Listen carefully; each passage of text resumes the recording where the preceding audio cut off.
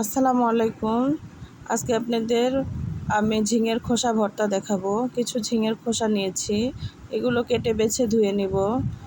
একটা প্যানের মধ্যে আমি একটু সরিষার তেল দিয়েছি, এরপরে ঝিঙের খোসা এবং একটা বড় সাইজের রসুনের কোয়া নিয়েছি এবং ৬-৭টা কাঁচামরিচ নিয়েছি।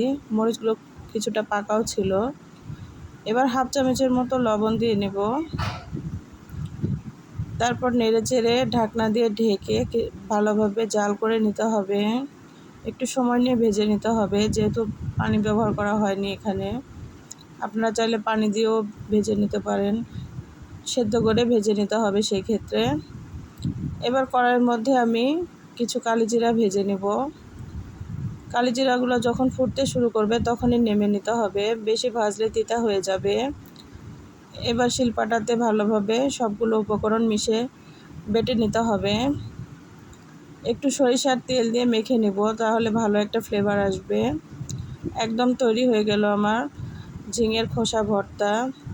এতক্ষণ আমার সঙ্গে থাকার জন্য ধন্যবাদ। আমার চ্যানেলটি সাবস্ক্রাইব করবেন। আসসালামু আলাইকুম।